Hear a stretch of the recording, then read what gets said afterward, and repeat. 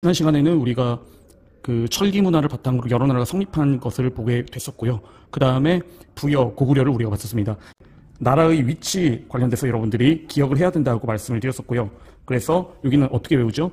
부여고를 나온 옥동자의 마변진 해서 지금 자막 넣어드리는 대로 부여고를 나온 옥동자의 마변진 해서 나라 이름과 그 다음에 지도 위치를 잘 아셔야 될 것 같습니다. 자, 그 다음 부여를 보겠습니다. 부여 같은 경우에는요, 부여는 여러분들이 보실 때 부여, 고구려, 백제 같은 경우는 같은 계통이었고, 특히 마지막 백제 같은 경우에는 부여씨였습니다. 그러니까 이름, 성 자체가 부여씨였다라는 거 잘 보시면 되겠고요. 그래서 부여와 고구려 같은 경우에는 상당히 닮은 게 많았다라고 여러분들이 보시면 될 것 같습니다. 자, 부여 암기는 어떻게 했었죠, 우리가? 그래서 형사, 순영, 부디, 사가. 형사, 순영, 부디, 사가 해서 이렇게 연결해서 아시면 될 것 같습니다. 고구려 같은 경우에는 이제 암기하는 거는 형사가 옥에 갇히는 고동. 그래서 형사옥 고동. 형사옥 고동. 이렇게 암기하시면 될 것 같습니다. 이번 시간의 주제 같은 경우에는 바로 이겁니다. 옥저와 동해 그리고 삼한의 정치사회 모습을 설명할 수 있다를 보도록 하겠습니다. 이 사진부터 보시면은요, 동해의 것으로 추정되는 여자형의 집터. 옥저와 동해에는 왕이 없었고 읍군 삼로라는 군장이 각자의 영역을 다스렸다. 자, 그래서 옥저 동해는 왕이 없었고 왕이 없었던 이유는 아무래도 고구려의 압박도 있었겠지만 이 지역 자체가 산악지역이었기 때문에 정치적 발전이 굉장히 늦었던 영향도 있었다라고 보시면 될 것 같습니다. 그래서 읍군 삼로라는 군장이 다스렸다. 그래서 여기는 어떻게 기억하라고 말씀드렸죠? 그래서 옥동, 읍삼. 그래서 두 나라는 농사가 잘 되고 해산물도 풍부하였으나 고립된 지형의 영역으로 발전이 늦었다. 또한 고구려의 공물을 바치는 등 많은 간섭을 받게 됩니다. 그래서 나중에는 옥저 동해는 결국에는 고구려에 의해 멸망당하게 되기도 합니다. 자, 그리고 여기 같은 경우에는 특히 농사가 잘 되고 특히 옥저 같은 경우에는 지금 자막으로도 나가지만 옥저는 함흥평야 그리고 동해는 강원도. 그래서 농사가 잘 되고 그리고 해산물을 왜 풍부할까요? 바로 동해에 인접해 있기 때문에 해산물이 풍부한 곳이었다라고 보시면 될 것 같습니다. 자, 옥저는요, 그리고 이 당시에는 결혼이라는 것 자체가 쌤이 어떻게 설명을 드렸죠? 결혼이라는 것은 결국에는 노동력이 왔다 갔다 하는 것이다 라고 설명을 드렸었습니다. 그러니까 옥저에서는 신부가 될 여자아이를 신랑 집에서 미리 데려다가 기르는 민면의제가 유행하였으며 시신이 뼈를 추려서 가족 공동의 나무곽에 넣는 풍습이 있었다고 합니다. 고구려의 서옥제부터 볼게요. 혼인할 때는 말로 미리 약속하고 여자 집의 본체 뒤편에 작은 별칭인 서옥을 짓는다. 서옥에서 살다가 자식이 장성하면 아내를 데리고 집으로 돌아간다. 자, 그래서 남자가 이렇게 말하고 있죠. 아이가 자라면 우리 집에 갈 수 있겠군요. 기본적으로 고대시대 때의 결혼이라는 건 형사 취수제도 마찬가지지만 노동력이 왔다 갔다 하는 거거든요. 그러니까 처가 여자 쪽 집에 장인 어른과 장모님이 있는데 그 뒤쪽에 서옥이라고 하는 작은 집을 짓고요. 남자의 노동력이 여자의 집 쪽으로 가게 되죠. 그러면서 여기 태어난 아이가 이제 자라게 되면은 다시 남자 집으로 돌아가게 되는 거다. 그러니까 이 아이가 장성하게 되기까지 15년이나 20년 정도 시간이 있으니까 적어도 15년 이상 그 남자의 노동력이 여자의 집 쪽에 이제 노동을 하게 되는 거다라고 보시면 될 것 같습니다. 집 보는 며느리. 그러니까 여자가 남자 쪽 집으로 가는 건데 여자 나이 10살이 되기 전에 혼인을 약속한다. 신랑 집에서는 여자를 데려와 기른다.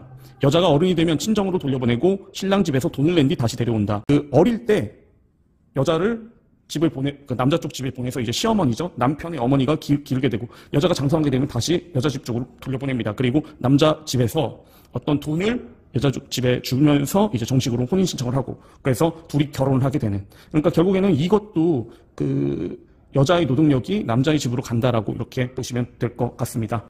옥저 같은 경우에는 가족 공동묘, 시신은 공동으로 가족 공동묘에 넣는 풍습이 있었다. 그래서 옥민공 이렇게 기억하시면 됩니다. 옥동읍삼, 그 다음 옥민공 이렇게 기억하시면 되겠고요. 자, 동해입니다. 동해에는 같은 부족끼리 결혼하지 않는 조계혼 그리고 다른 부족의 영역을 함부로 침범하면 노비, 소, 말 등으로 갖게 하는 책화 등의 풍습이 있었다. 그래서 그 다음에 10월에는 무천이라는 제천 행사가 열렸다라고 보시면 될 것 같습니다. 조계혼은 같은 종족끼리, 그러니까 DNA가 같은 사람들끼리 결혼하게 되면은 이게 중학교 2학년 때 배웠던 서양사에서 유럽의 합스부르크 왕조 같은 경우에 같은 DNA가 섞이다 보니까 지금 사진에서 보는 것처럼 유전병을 걸리게 되지 않습니까? 그래서 조계혼이라는 것은 이런 유전병을 방지하기 위해서 다른 DNA가 섞이게 되는, 그래서 같은 부족에 결혼하지 않고 다른 부족에서 결혼하게 되는 이런 조계원이 있었다라고 보시면 되겠고요. 그 다음 측화라는 것은 일종의 경계선이다라고 보시면 됩니다. 여러 나라의 제천 행사입니다. 자, 처음에 부여부터 볼게요. 그러니까 제천 행사라고 하는 것은 말 그대로 뭡니까? 하늘의 제사를 지내는 거고, 하늘의 제사를 지내는 원인은 바로 뭐다? 농사를 잘 짓게 하기 위해서나 또 나라의 풍요를 위해서 제천 행사를 했다고 보시면 됩니다. 자, 부여입니다. 부여. 음력 정월 12월에 하늘의 제사를 지내고 나라 사람들이 도성에 크게 모여 날마다 마시고 먹고 노래하고 춤추는데 이를 영고라 하였다. 이때에는 형벌과 옥사를 중단하고 죄수를 풀어주었다 라고 되어 있고요. 그 다음에 동의입니다. 해마다 10월이면 하늘의 제사를 지내고 밤낮으로 술을 마시며 노래를 부르고 춤을 추는데 이를 무천이라 했다. 그래서 아까 못했는데요. 그 동해 같은 경우에는 어떻게 암기하시면 되죠? 동족의 칙무다.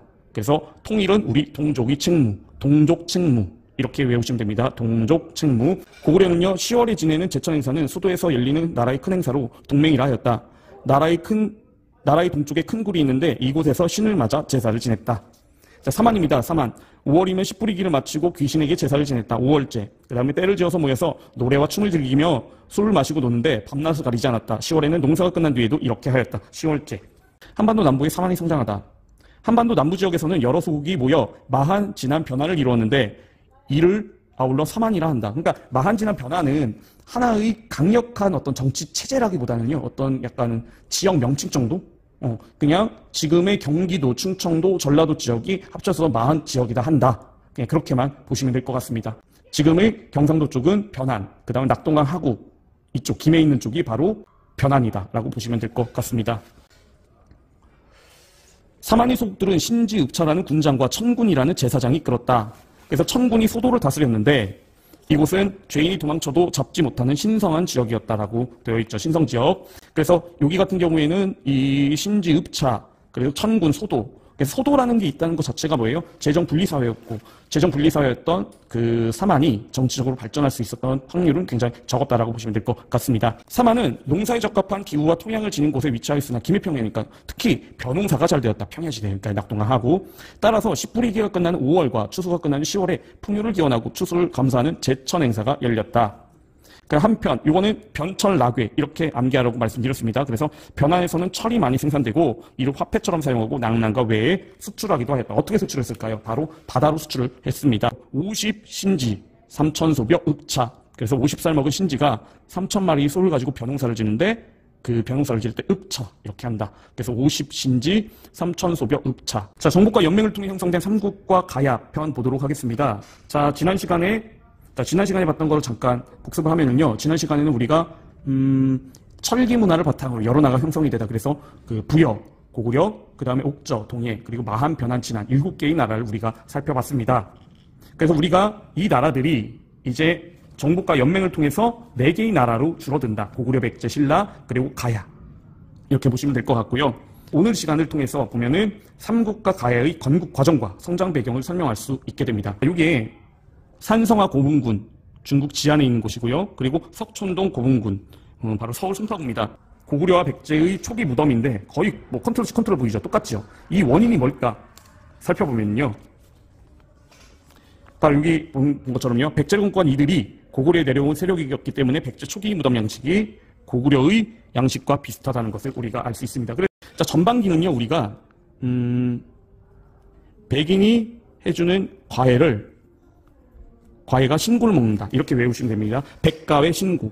그래서 전반전에는 백제 가야외 대 고구려와 신라와 고구려의 싸움이었다라고 보시면 됩니다.